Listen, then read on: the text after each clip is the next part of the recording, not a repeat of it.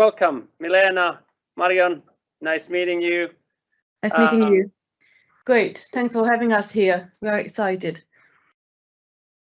So I'm going to present Mitigram with Marjon, first with a few introductory slides, and then we'll give you a little snippet of a demo inside. So we built Mitigram to open up a closed market because we believe that trade finance systems aren't fit for the digital age, whilst Mitigram is, and that when technology is democratized, in the end, everyone benefits. So trade finance is a problem. It's a multi-trillion-dollar market that's vital to the global economy as it underpins 40% of global trade, and yet it remains overwhelmingly analog. There was a very interesting McKinsey report at the end of last year that estimates the level of bank intermediation at $5.2 trillion. But that's not the interesting part. What was surprising to me is that when breaking it down by products, more than 85% of debt, i.e. 4.4 trillion, is backed by documentary trade. LC, guarantees, import-export, standbys, drafts, bills, notes. That dwarfs supply chain finance and buyer-led finance, and is the most undisrupted and analog part of the segment. But does it matter? I mean, not every sector needs to digitalize, right? I mean, physical trade, the last big innovation was the introduction of a shipping container 50 years ago, and yet we trade. The problem is that there is a huge cost to trade finance being analog. Whether it's the carbon footprint or 4 billion paper documents manually generated, checked, transported, carried every year, many times across the globe. Whether it's the cost of establishing trust between counterparties, $500 million in KYC costs for European banks every year. And if you add regulatory fines where things go wrong, and they do go wrong at times, it dwarfs that. 3 trillion in trade financing gaps that's affecting particularly emerging markets, hindering their development and progress. Because without bank financing and risk cover, there simply is no trade. So what did we all get wrong that no innovation has actually achieved scale in trade finance? Well, the truth of the matter is that whole of market adoption has never been achieved in this sector. Closed networks approaches have or are doomed to fail. Even SWIFT, a large network, but still a closed network, less than 2% of its revenues derive from trade finance. Big initiatives like TradeLens, like Marco Polo, like WeTrade, backed by some of the highest profile and most significant players in this market with all the network advantages that generates, did not succeed. And that's because this market is so complex, is so fragmented. This picture is not just a cloud. This is an actual exhibit from our Mitigram platform that shows the connections between the exporter and its banks. It is that fragmented, even at our scale, even ignoring, the buyer, the buyer's bank, the carriers, the transport agencies, the shipping, the customs. We believe that bringing all of this into one single execution channel is just not a realistic outcome, and that actually openness and technology interoperability is the only way to achieve progress. So why Mitigram? Because we do not try to fit the world into our solution. We build our solution to fit the world. In other words, we are built on interoperability. That was very clear from the start when we launched Mitigram, which is the marketplace product, to allow corporates to fund any trade anywhere, no matter the instrument, no matter the counterparty. We integrated email from the start so that any bank in the world could be reached for pricing. We then realized that the pain that the corporates felt was so much in the operational processes of trade financing as well, and then we connected with SWIFT and achieved an RGBA gateway certification, 1 out of 3 platform in the world, to be able to offer an authenticated channel for transactions to corporates. That's not because SWIFT is easy to use, is pretty, it's because it works. It's adopted by 11,000 plus banks in the world, and we are not here to rewire pipe. We are here to help corporates achieve their digitalization objectives. And when integrating to service bureau like Ariba, like FIS, which we have done, any corporates in the world that's using SWIFT for payments for FX can also use it for trade now. we went further because we realized that a lot of the communication, a lot of the data exchanges are, PDF based, are unstructured, are coming from emails. Not all banks are MT798 ready, far from that. So we implemented regex technology, natural language processes to be able to automate any data entry, no matter the formats, and built a universal MITI message that allows communication with any counterpart in the world going over email. We are open to integrate to other authenticated channels, whether it's eBICs, whether it's digital signatures, whether it's another vendor, depending on the corporates and the market's need. And this is very much the direction that the ICC and UNICITRAL are setting with regard to digital instruments. It's not the information carrier that should be trusted, it is the instrument, and it shouldn't matter how that is exchanged. It can go over MITI message, over an email integration if it is a truly digital asset. So we believe that often the banks-backed efforts to build silos have led to digital islands, and that goes against the principle of interoperability, because if you believe that the value of your platform is the network, then interoperability undermines that. We think very differently. We think that the value of our platform is the interface, what the corporate end user can do on that interface. In other words, we always put corporates first. So, Marjon, over to you. A very yes, quick yeah, indeed. Thank you, Milena. I'll share my screen.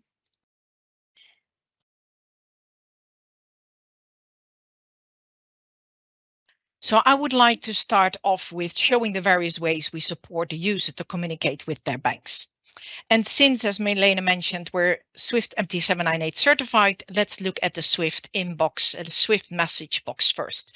So here I see all my incoming and outgoing messages across the stage. If I've got the rights to do so, I find here a number of messages. Here, for example, I find an advice for a documentary credit, which I've received from Bank A.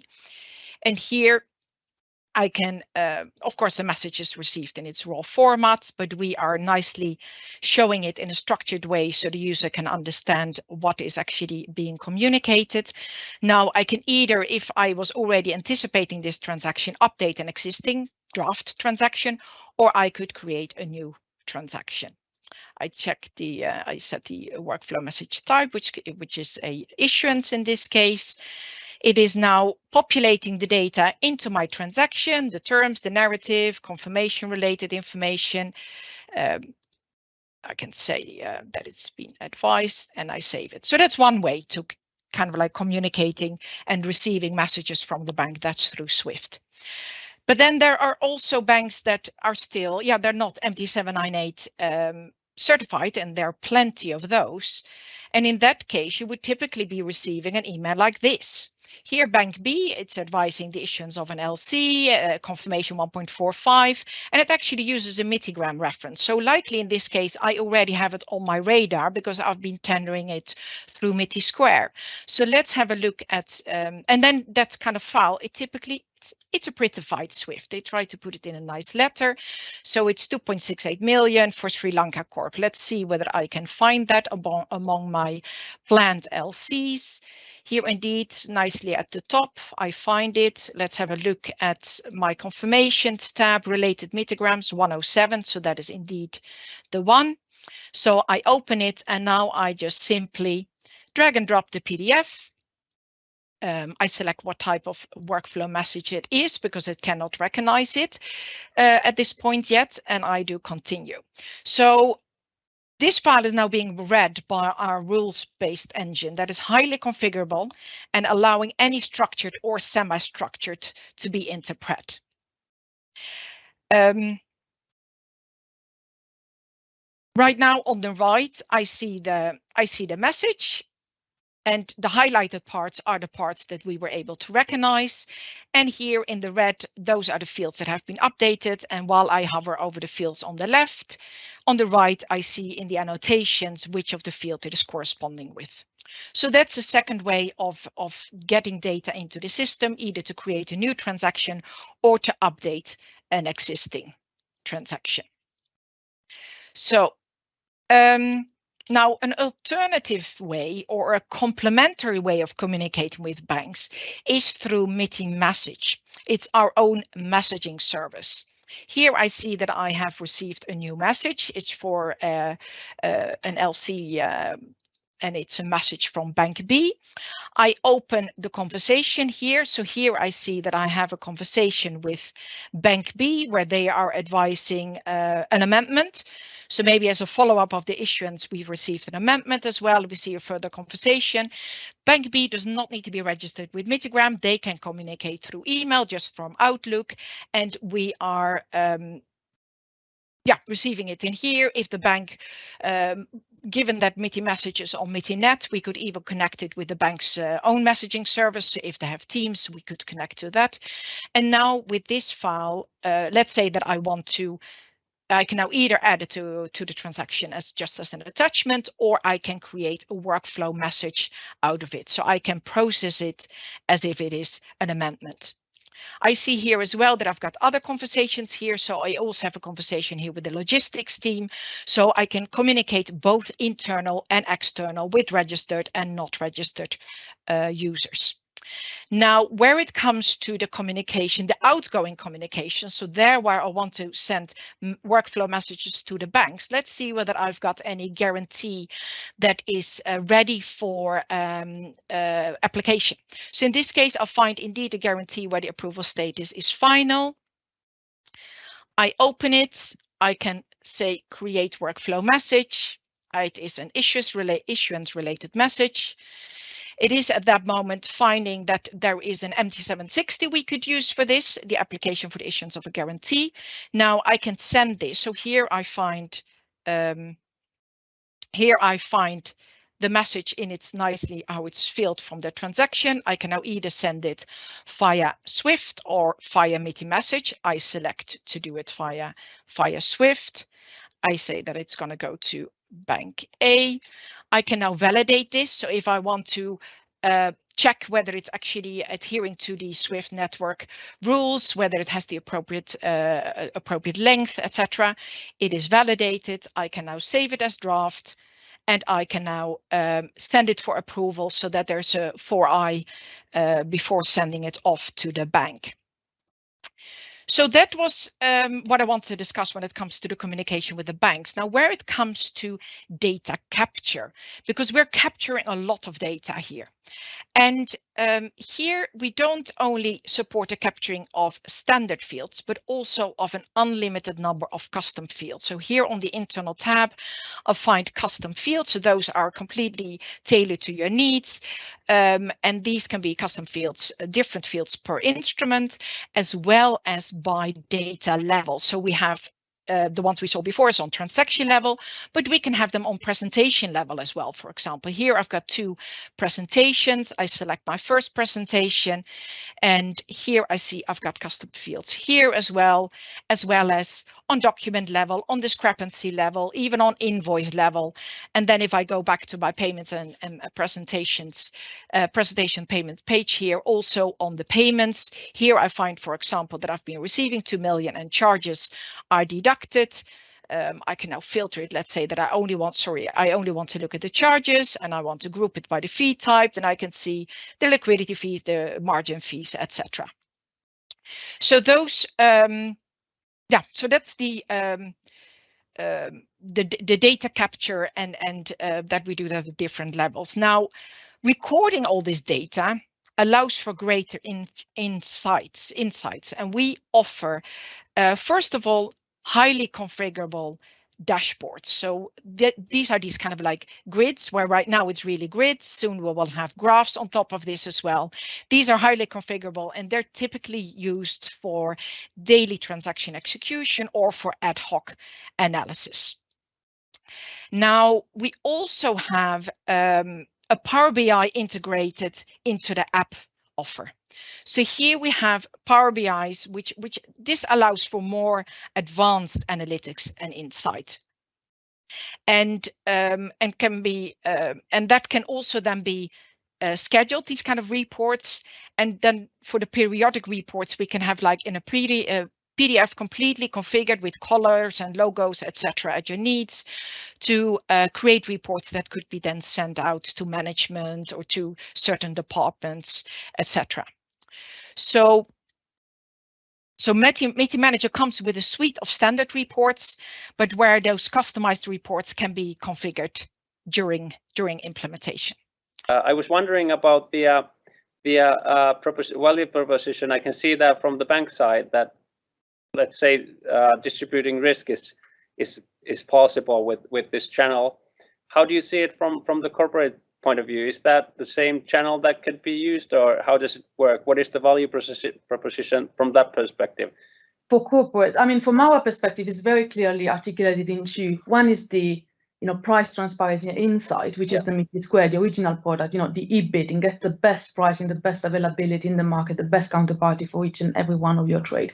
But then with the Miti Manager, it's really this enterprise level advanced transaction management tool that allows for bank communication, straight through processing, going from manual to digital. Corporates of all sizes, even huge corporations, they are managing all of this manually. They're literally inputting thousands of transactions into their systems manually. They are communicating with banks over email. They are saving files and documents on SharePoint, and this poses a huge operational risk and a huge issue of control, of insight, of data management. So it's all of this. It's really process digitalization and risk management. Okay, thank you. There's one question, but we have to be really quick about it. The question is about the future of Swift MT798 channel. There was understanding that it's not being developed by Swift in the future. Yeah. So what are your plans about that? Very quickly. Yeah, we are very realistic about this. Banks, the industry speaks Swift format. Is it gonna go to the MT798? It doesn't matter, but it is the Swift format. The banks are not gonna rewire all of their back office systems to a new language, to a new format. So the format will stay. To us, whether it goes through Swift, whether it goes through eBix, whether it goes through Miti Message, whether it goes through an email with a digital signal attached, whether it goes through, it doesn't matter. Our system is built on interoperability. We can cater and will cater to any channel through which this format will be exchanged. And now we thank you. Thank you very much. It was likewise for having us. Thank you. Bye-bye. I have a couple of more questions, but sorry, the time is up. You know how to reach us, Matti. So, Exactly. Thank you. Bye-bye. okay. Thank Bye-bye. you. Bye. Thank you.